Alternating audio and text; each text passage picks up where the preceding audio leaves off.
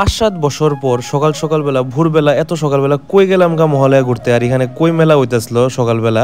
কি খাইলাম এত সেরা সেরা, কই গেছিলাম মুডা মামার লগে, খাতক ভাইয়ের লগে, কিলিগা ছাপড়ির মতো বাইকটা চালাইতেছিলাম। আর খাই সেরা কিলিগা আমি একদম ধাবার মধ্যে ঘুমে গেছিলাম গা। খাতক ভাই স্টাইল করে খাইতে চাই সেটা কি তৈছে যে হের চোখ দিয়ে জল বেড়ে গেছে গা। ইয়ানে আমি আর আমার মুডা মামা হাসতেছিলাম। আর মারে লইয়ে সেটা কই গেছিলাম শপিং করতে। এটা দেখতে হলে পুরোটা ভিডিও একদম লাস্ট দেখতে হবে। পুরোটা ভিডিও দেখো, মজা পাবে, একদম সেরা ব্লগ। তোমরা কি সকালবেলা সেম কালার থাকে, রাত্রে বেলা সেম কালার থাকে, তারও সেম কালার, আর কি দেখে তো শিখাই same colour. Agartala Tripura north east যে বলবে চিনি না তার চেপে ধরবো গলা, গলাকে খোলে খোলে বানায় আমি শোলা। Hello guys, welcome back to my channel. কেমন আছো? আশা করি সবাই ভালো আছো। হর হর মহাদেব। সবাই সকাল সকাল হয়েছে গা। এটলিস্ট আজকে হইব 5 থেকে 7 বছর পর এত সকালবেলা ঘুম থেকে উঠছি, তাও মহালয়ের লেগা। আমি কলেজে উঠছিলাম পড়তে গিয়ে, আমি একদম মহালয়া ঘুরন বন্ধ করে দিয়েছিলাম। আগে যে সময় বাচ্চা আসলাম তখন ঘুরতাম, কিন্তু তারপরে আর ঘুরছি না। তো আজকে অনেক বছর পর মনে হইলো, হঠাৎ করে বাড়িতে যখন আসি এই দিনটা ওয়েস্ট করে লাভ নাই।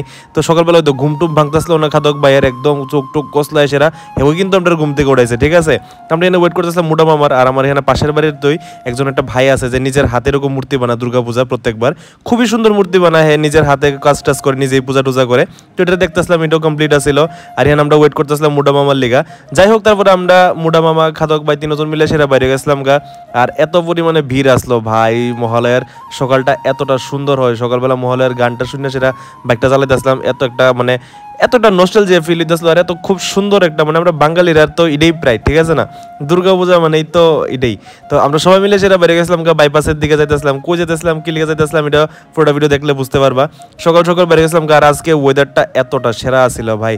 সবাই মানুষ ঘুরতে টুরতে পারছিল, যার যেমনি বাইক নিয়ে সেরা, হাইটটা সেরা। তো এখন তো আর হাইটটা সেরা পারতাম না, একটু তাহলে বাইক নিয়ে সেরা বেড়ে গেছি। আর ওয়েদারটা এত কমফোর্টেবল আসলো, এত কোজি আসছিল, পুরা একদম ফগ ওয়েদার হয়েছে, পুরো ফগি ওয়েদার হয়ে আসলো সব জায়গাতে। বাইকটা চালাইতে মজা হইতেছে, একদম ঠান্ডা ঠান্ডা লাগতেছে, খুবই মজাদার একদম ওয়েদার হয়েছিল। এর মধ্যে সবাই মিলে সেরা বাইকটা চালাইছিলাম। আমি সবাই রেকমেন্ড করুম হেলমেট পরে চালাও। আর এটা আসিল একটা মেলা, লিটারেলি ওই জায়গার মধ্যে সকালবেলা 5টা না জানি 6টা বাজতে আসছিল, তখন এখানে মেলা চলতেছিল। এটা হয়েছে কাঠিয়া বাবা আশ্রমটা, হয়তো সবাই চিনো, বাইপাসের এদিকে। এই আশ্রমটার এদিকে এত পরিমাণে মেলা আসলো সকাল বেলায়, এত পরিমাণে ভিড়, মানে আমরা কোনো সময় ভাবছি না যে এত পরিমাণে ভিড় থাকবো। আগরতলা তো আরও ভিড় আসলো, এই লিগে আগরতলা আমরা গেছিই না। তো এই লিগে ওই জায়গাটা স্কিপ করে সেরা আমরা সোজা গেছিলাম বাইপাসের মধ্যে, কারণ আমরা আরও বেশি ঘুরতে ইচ্ছা করতেছিল না। তারপরে গেলাম গা, হঠাৎ করে সেটা দেখলাম যে আজকে মহালয়ার ভিতরে কেমনে সবাই ছাপড়িরা বাইক চালাইতেছিল। আমার মোটা মামা কাছে একটু চালাতো, তারপরে আমি একটু দেখাই দিলাম ভাই তারা কেমনে জানি চালায়, ব্যাঙের মতো হয়েছে এরকম ভাবে, কিতা যে চালায় মজা ভাই বুঝি না। আমি তো 1-2 সেকেন্ড চালাইছি শেষ, কেমন লাগতেছিল। আর এখানে খাতক ভাই আর মোটা মামা ব্লগ করতেছিল আমার বাদ দিয়ে সেরা। তারপরে তারাও ব্লগার হয়ে গেছে আস্তে আস্তে আমার লোকে থেকে সেরা। আর আমরা গেলাম গা আমরা সেম আমার বড় ভাইয়ের ধাবার মধ্যে, কারণ বড় ভাইয়ের ধাবার মধ্যে আজকে একটা অফার আসছিল। তো গেলাম যাই সেরে আগে একটা চাটা খাইছিলাম, এত সবাই মিলে সেরে একটা চিয়ার্স করতেছিলাম, কারণ সকালবেলা চাটা ইজ অনেক ইম্পর্টেন্ট। ঠিক আছে, তো ঘুরে টুরে যে সময় চাটা একদম একটা চুস্কি নিছিলাম ভাই, পুরো ঘুম ভেঙে গেছে, এতটা টেস্টি আসছিল ভাই। আমার এক্সপ্রেশন থেকে সে বুঝতে পারছো, খুবই টেস্টি আসছিল।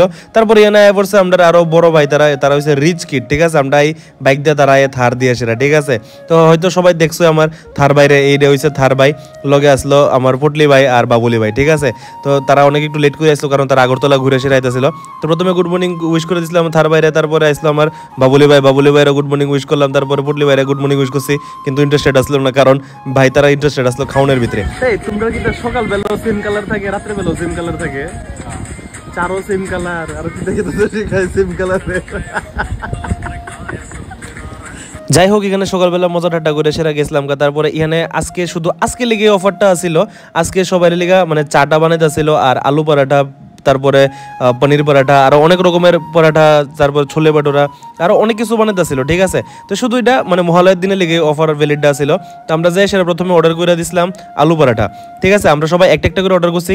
খাতক ভাইয়ের তো চোখে বেশি খিদা, কিন্তু খাইতে পারে না বেশি। হ্যাঁ কয় ভাই আমি 2টা খামু। আমরা কইছি আগে একটা খাইয়ালো, তারপর আরেকটা অর্ডার করেছি। দেখো না, আমি জানি আমি খাইতে পারুম। সবাই মানে 4 পিস করে সেরা খাইছি, 4 পিসে একটা পরোটা হয়, সবাই খাইছি আরামসে। খায় সেরা তারপরে আরও একটা 2 রকমের সবজি দিছিল। ঠিক আছে, একটা আসলো আলুর দমের মতন, আর একটা আসলো কাবলি দিয়ে সেরা। এটা এত টেস্ট আসছিল ভাই, সঙ্গে আসছিল একটু চুকা দই, মানে টক দইটা দিয়ে সেরা সকালবেলা খাইছিলাম, এত টেস্টি আসলো খাবারটা। আর সকাল এত হেভি একটা ব্রেকফাস্ট করলাম, একদম মজা হয়ে পড়ছে। তারপরে আয় বসে পনির পরোটা।